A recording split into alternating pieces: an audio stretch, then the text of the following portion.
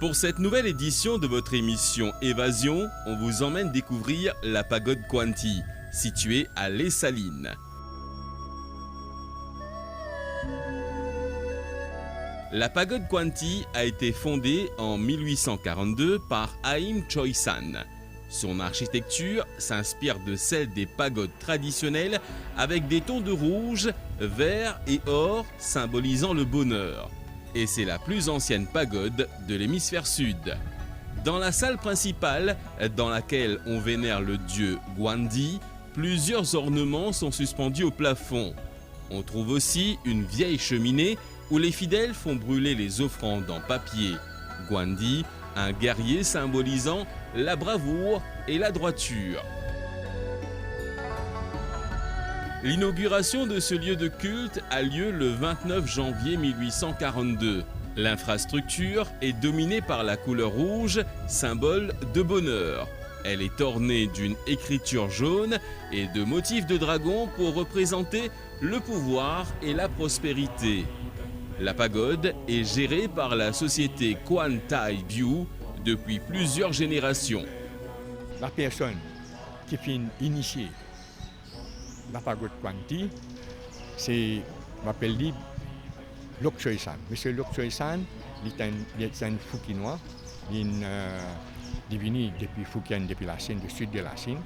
Il est venu Maurice, bien avant 1842, dans les années début 1800, un petit peu avant 1800. Et là, il finit acheter son terrain. Il a acheté un terrain. Ensuite, il construit la pagode. La pagode est construite en 1842. Et là, les Chinois, les ancêtres, les temps de Maurice, les temps de là. Mais ici, comment dire, pour recevoir la pagode, je t'habite là. Pour quelque temps, et là, je suis capable, en quittant ici, je t'ai ouvert la boutique un peu partout à travers l'île.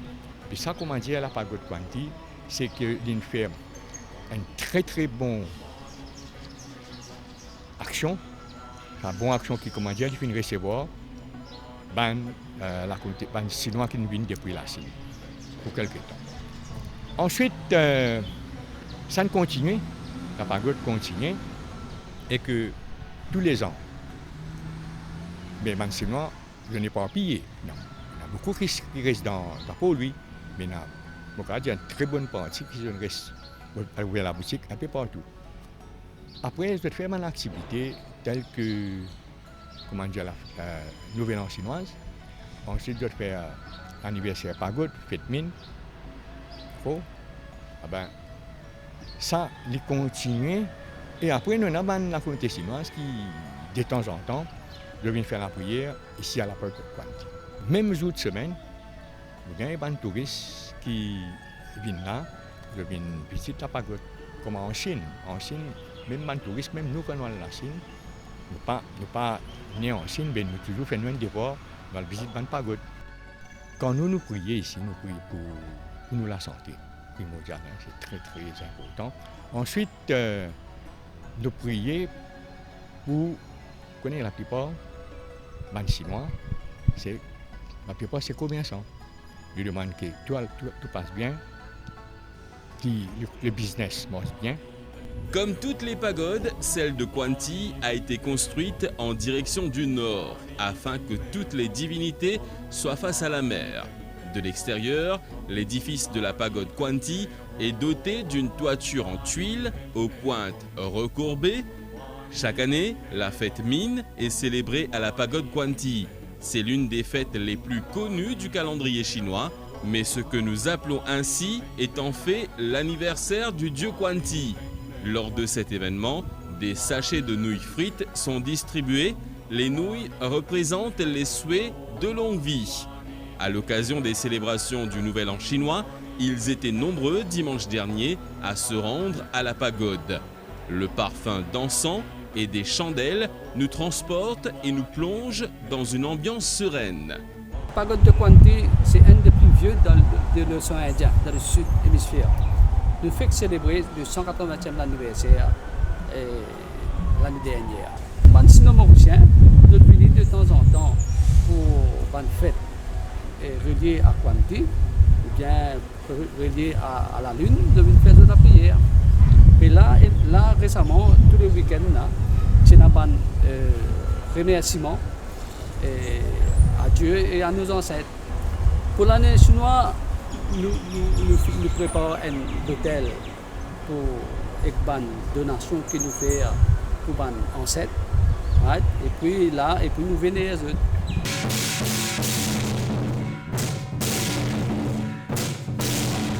À la pagode Kwanti, on rencontre l'Attila Cultural Group, qui est très sollicité pour la danse du lion et aussi pour la danse du dragon. Selon les croyances, le dragon est un animal sacré doté de pouvoirs extraordinaires. Il est aussi annonciateur de bonnes nouvelles. Le quartier général, c'est pagode Kwanti. Et bon, déjà, la signification de la danse du lion, il remonte à la Chine, l'époque longtemps. L'époque 1800, le siècle 1800. Et donc, c'est un empereur qui tu peux contrôler bien sûr, je ban village, tout ça là. Et il est arrivé qui, comment dire, je ban récolte pendant la moisson, tout ça, les ravagés par les animaux. Donc, je trouve un système que je crée sa tête de lion là, avec je tape ban carré, ban instrument pour faire tapage, pour effrayer lui. Pour pousser ça dans ce niveau-là, et les animaux n'arrêtent de venir. Donc c'est de là qu'il commence sa tradition, sa culture, que on a fait la danse du lion pour le Nouvel An chinois. Nous avons une soixantaine de personnes qui font ça. Ils commencent de 8 à 60 ans, il y en a quand même un vieux. Mais les vieux là, bien sûr, je ne suis pas actif. Je ne suis pas dans la tête du lion. Mais là, je donne un coup de main pour l'organisation et le planning. Et nous avons un comité central, donc de 8 à 60 ans. Pendant toute l'année, nous entraînons tous les vendredis. Okay? Nous devons acquérir une certaine dextérité, une certaine physique pour capable faire ça. Et de là, tout le monde, je commençais depuis petit, je t'apprends la danse, je t'apprends la musique, je t'apprends de faire physique. Et de là, nous avons fait ça. À ce là, quand nous allons, on pose la question. Nous allons partout dans tout le commerce. Nous sommes comme Maurice multiculturel, nous sommes partage sa culture là avec tout le monde mauricien. Nous faisons un mall par exemple, tout le monde essaie de faire ça dans le mall. Nous faisons un commerce pour mettre bonheur, prospérité, fortune dans notre business. Nous faisons de manière la tête du lion et nous faisons une certaine dextérité. Et aussi acrobatie, ça. C'est une affaire qui, comment dire, on connaît ça ne fout pas au Cuba, mettre là-haut là, avec ce feuille, avec ce l'enveloppe rouge. Donc pour tirer ça là-haut, il fait quand même une certaine acrobatie. Mais il dépend quand même beaucoup d'agilité. Parfois, je peux tomber, parfois, je peux remonter, pas des affaires comme ça. Voilà. La pagode Kwanti est dotée d'autres espaces. En 1866, l'arrière a été agrandi et en 1869, 2 ailes ont été ajoutées pour faire place à une boutique où l'on peut acheter des sandales et autres offrandes. Une deuxième salle de prière a été construite pour offrir plus d'espace aux fidèles. Y sont disposés plusieurs autels et divinités tels que l'autel pour la bonne fortune et l'autel des ancêtres. À l'arrière de la pagode, on y voit 3 tortues géantes. 3 tortues Aldabra, c'est une grosse tortue. C'est pas Madagascar, là, c'est plus gros là. C'est bien longtemps, je me rappelle, il y a un Dimoun, c'est devenu 2. Mais malheureusement, un est mort, reste un. Et là, 5 ans de cela, il y a un autre gros tortue, la famille de Béléa. Il est bien généreux, il amène ça ici. Puis l'année dernière, non, l'année d'avant, ça veut dire 2020. Et là, 2020, oui. Là, il y a un autre. Famille qui est devenue un 3e.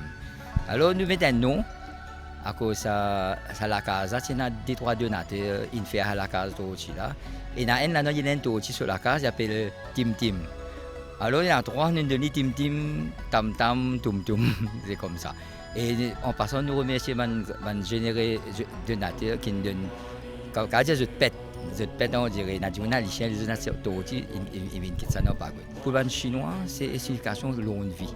Parce que connaît un tortue, il a 100 ans. Alors, parce que dans tout pagode, entier le monde, il y a une tortue. Les cas de tortue de mer, les cas de tortue de terre, mais un tortue signifie longévité. En près de 2 siècles, la pagode Kwanti est devenue un véritable lieu de ralliement culturel.